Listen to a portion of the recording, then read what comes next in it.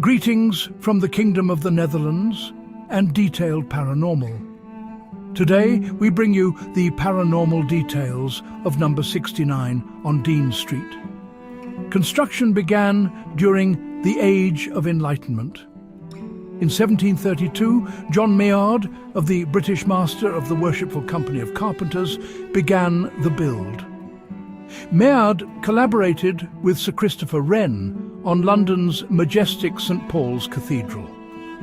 Number 69 was originally built as an elegant Georgian townhouse. However, it isn't just another address. It's a palimpsest, a London Soho history, where one era bleeds into the next. To some, it was a secluded high society sanctuary. To others, a disreputable gentleman's club. But to Dr. Hans Holzer and generations of Soho locals, it was something else entirely, a psychic thin spot. Today we are exploring the paranormal details and apposite history of 69 Dean Street and the Gargoyle Club. From royal murders to the tragic echoes of the 1950s. Founding members of the Gargoyle Club included Henri Matisse, the renowned artist who provided advice on the club's decor, which featured his masterpiece, The Red Studio.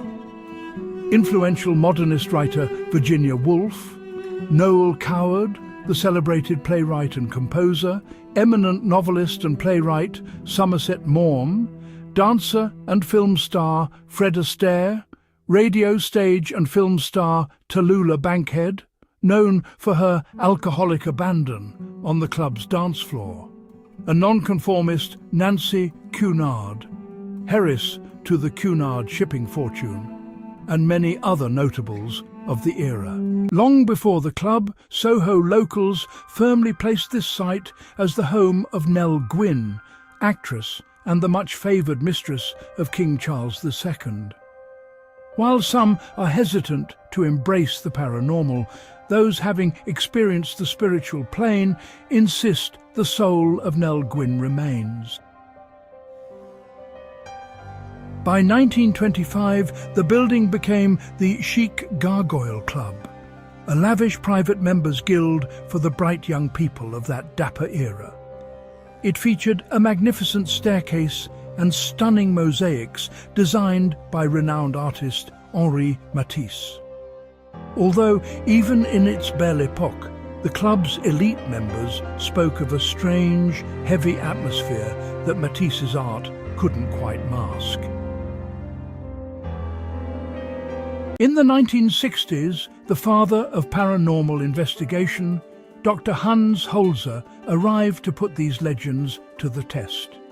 He brought in two talented mediums, Trixie Allingham and Ronald Hearn, separating them to ensure their findings weren't tainted. The trance. Allingham immediately identified the presence of great beauty that local lore had always whispered about, Nell Gwyn. In fact, during the séances, both mediums confirmed that King Charles II was correct. The King's captain of the Royal Guard, Captain John Molyneux, was indeed Nell Gwyn's lover. Apropos of Nell Gwyn's lover, the most persistent haunting at 69 Dean Street is the rooftop duel.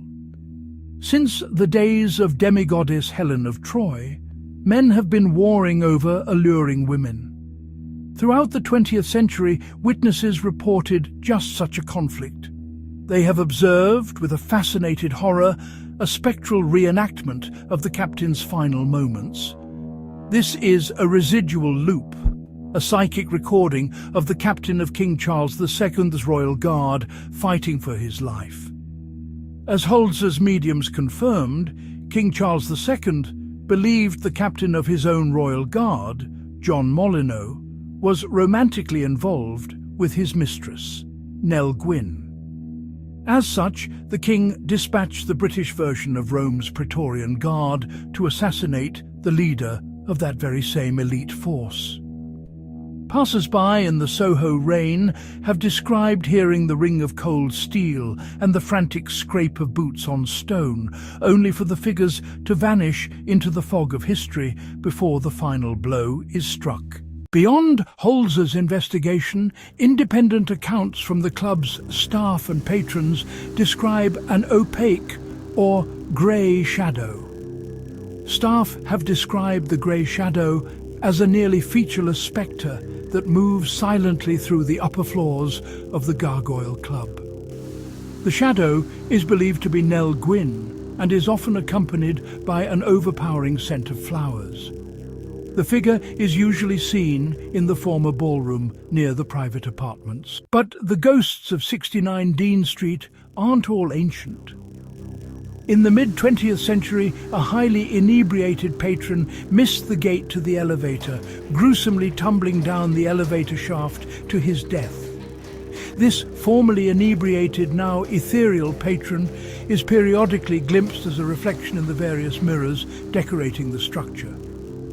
Usually only his face is seen with an expression of eternal confusion, appearing to the living as a perplexed soul still seeking an escape route. In addition, staff accounts from 1956 to 1979 describe an unsettling thickness to the air, particularly near the club's full-length mahogany doors.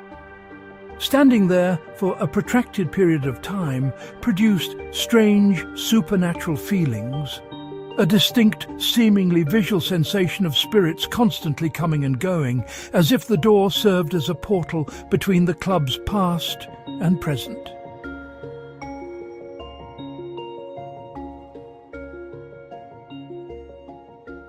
The Gargoyle Club finally closed its doors in 1978, later serving as the Nell Gwyn Gentlemen's Club. It became famous in 1982 for reimagining itself as the Batcave, the birthplace of the Southern English Gothic subculture. Today, the site has been reborn as the Dean Street Townhouse, a luxury hotel and traditional British fare restaurant. The historic decorative Georgian accents remain, and so it seems the spectral residents also remain. Whether the reflection of an inebriated 1950s patron in the mirrors, or the scent of 17th century flowers, the Hans Holzer investigation at 69 Dean Street is far from closed. Personally, I believe that the spirit of Nell Gwyn truly wants you to like this video. Further, it seems it is Nell's fervent desire that you subscribe to Detailed Paranormal so you may obtain every paranormal detail. After all, you don't want Nell to haunt you now, do you? Until next time, thank you so very much for watching.